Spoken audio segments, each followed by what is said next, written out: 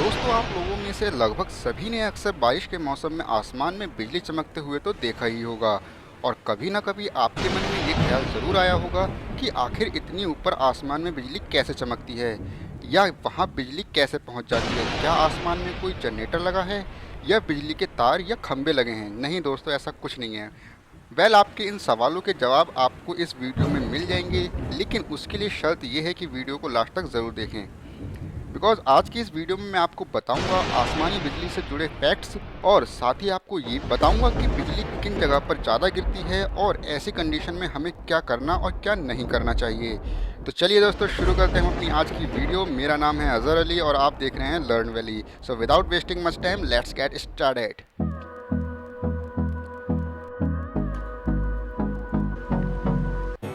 दोस्तों, सबसे पहले हम समझ लेते हैं कि जो आसमान में बिजली चमकती है ना, वो क्या होती है और क्यों होती है। मैं आपको बता दूं कि उस बिजली में 10 करोड़ वोल्ट होते हैं, यानी कि 100 मेगावाट, और हमारे घर में जो वोल्ट आते हैं वो आते हैं 220। तो समझ रहे हैं ना दोस्तों, कितना बड़ा फ़र्क है। साथ ही उसमें जो करंट होता है वो होता है 10,000 एम्पियर का। और मैं आपको बता दूं, 5 एम्पियर के करंट में आपके घर के फ्रीज, वॉशिंग मशीन आदि चल जाते हैं। उसमें से जो हीट निकलती है वो निकलती है लगभग 27,000 से लेकर 30,000 डिग्री सेंटीग्रेड तक। लेकिन यहाँ पर अच्छी बात ये है कि ये बहुत ही कम समय के लिए होती है, 0.005 सेकंड के लिए, यानी कि बहुत ही कम समय के लिए, जो कि एक बहुत अच्छी बात है। दोस्तों, गर्मी की वजह से पानी भाप बनकर ऊपर जाता है और इस प्रोसेस को एवापोरेशन कहते हैं, और ये वाटर साइकिल का एक पार्ट है।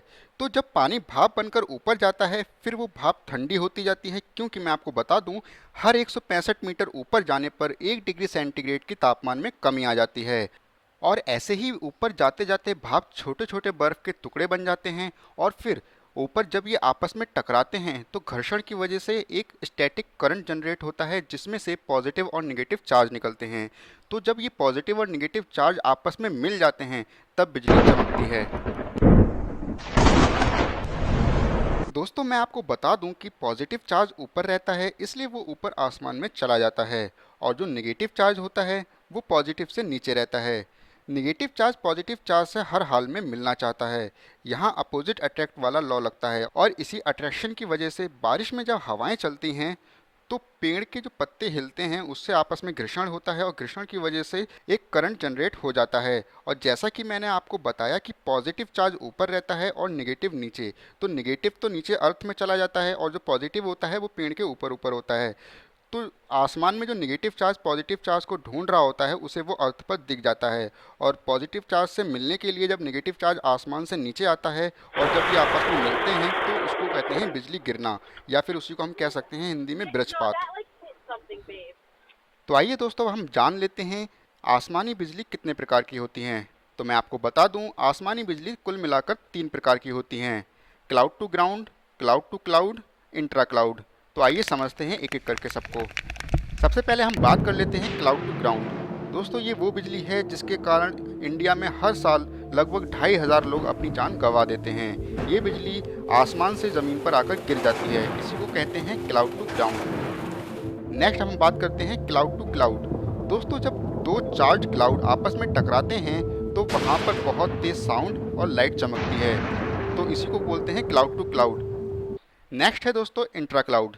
जैसा कि इसके नाम से ही जाहिर है, ये क्लाउड के अंदर होती है। एक क्लाउड में जब पॉजिटिव नेगेटिव चार्ज आपस में मिलते हैं तो सिर्फ हल्की सी लाइट जनरेट होती है, इसमें कोई भी साउंड नहीं आता। कई बार आपने भी देखा होगा कि आप आसमान में बिजली चमकते हुए तो देख रहे हैं, लेकिन उसमें से कोई साउंड नहीं आ रहा, तो इसी को कहते हैं इंट्रा क्लाउड। तो दोस्तों, आपको ये तो पता चल ही गया होगा कि बिजली क्या होती है और कैसे अर्थ पर गिरती है। लेकिन अब आपके माइंड में एक सवाल आ रहा होगा कि वो इतनी तेज़ आवाज़ क्यों होती है। तो आइए अब देखते हैं आवाज़ का लॉजिक।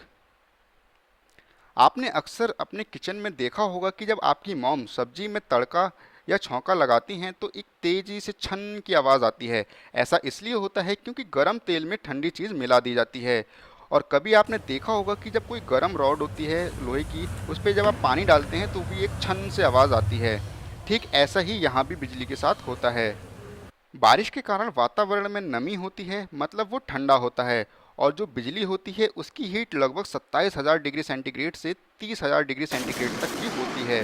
तो जब ठंडे एटमॉस्फेयर में गर्म बिजली आती है तो इसी की वजह से एक बहुत तेज साउंड क्रिएट होता है। उम्मीद करता हूँ कि अब आपको आवाज़ वाला कॉन्सेप्ट समझ आ गया होगा। अब एक और इंटरेस्टिंग सवाल आता होगा आपके माइंड में कि जो एरोप्लेन होते हैं उस पर अगर बिजली गिर जाए तो क्या होगा, क्योंकि वो मेटल का बना होता है और काफ़ी ऊंचाई में होता है, तो सबसे ज़्यादा बिजली गिरने के चांस तो एरोप्लेन पर ही होते हैं। तो आइए अब इस एरोप्लेन वाले कॉन्सेप्ट को भी समझ लेते हैं। आपने फैराडेज केज के बारे में तो पढ़ा ही होगा, और अगर नहीं पढ़ा है तो कोई बात नहीं, हम आपको बता देते हैं। दोस्तों, फैराडे नाम के एक जो साइंटिस्ट थे उन्होंने एक केज यानी कि पिंजरा बनाया जो कि बहुत ही अच्छे कंडक्टर का बना हुआ था, और फिर खुद उस पिंजरे के अंदर जाकर बैठ गए। फिर उस पिंजरे पर हाई वोल्टेज का करंट भी गिरवाया। फैराडे को कुछ नहीं हुआ, बिकॉज करंट की एक टेंडेंसी होती है कि वो सरकमटेनियस फ्लो करता है और जल्द से जल्द अर्थ के अंदर जाना चाहता है, वो भी बहुत ही शॉर्ट रास्ते से। तो जितना भी करंट उस केज पर आ रहा था, तो वो जो केज था बहुत ही अच्छे कंडक्टर का बना हुआ था, तो सारा करंट वो तुरंत ही अर्थ के अंदर पहुंचा दे रहा था। ठीक इसी तरह एरोप्लेन भी एक केज की तरह काम करता है, और एरोप्लेन की बॉडी ड्यूरेलिन से बनी होती है जो कि एल्यूमिनियम का ही एक एलॉय होता है और बहुत ही अच्छा इलेक्ट्रिक कंडक्टर भी। तो जब बिजली इस पर गिरती है तब करंट इसकी बॉडी के चारों तरफ होकर सीधे अर्थ की तरफ आ जाता है और अंदर बैठे यात्रियों को पता भी नहीं चलता है। तो ये था दोस्तों एरोप्लेन का concept. Hope you guys understand. आइए अब हम बात कर लेते हैं बिजली चमकने के दौरान बरती जाने वाली सावधानियों की। बेंजामिन फ्रैंकलिन नामक साइंटिस्ट ने आसमानी बिजली से बचने के लिए एक इलेक्ट्रिक कंडक्टर बनाया जिसको हम हिंदी में तड़ी चालक भी कहते हैं। दोस्तों, ये एक रॉड होती है जो कि कॉपर से बनी होती है। इसको लोग अपनी छतों पर और टावरों पर लगाते हैं। इसके साथ एक वायर कनेक्ट होता है जो कि आने वाले करंट को बहुत जल्दी से अर्थ के अंदर पहुंचा देता है, जिससे कि नुकसान होने की संभावना काफ़ी कम हो जाती है। Don't use phone. जी हाँ दोस्तों, बारिश के मौसम में फ़ोन यूज़ करने से खुद को बचाएं, क्योंकि आपके फ़ोन से जो रेंज निकलती है वो टावर से कनेक्ट होती है और बिजली गिरने के सबसे ज़्यादा चांसेस टावर पर होते हैं। तो ये पॉसिबिलिटी है कि वहाँ से करंट आपके फ़ोन तक आ सकता है और आपको नुकसान भी पहुँचा सकता है। तो बारिश के मौसम में फ़ोन का इस्तेमाल करने से खुद को रोकिए। Stay away from tree. जी हाँ दोस्तों, कई बार ऐसा होता है कि आप कहीं अगर बाहर मैदान में हैं तो बारिश के मौसम में आप पेड़ के नीचे चले जाते हैं। तो ऐसा बिल्कुल भी ना करें, क्योंकि पत्ते जब हिल रहे होते हैं तो आपस में घर्षण की वजह से उस पर बिजली गिरने के चांसेस बहुत ज़्यादा होते हैं। वहाँ पर भी आप जाने से बचें।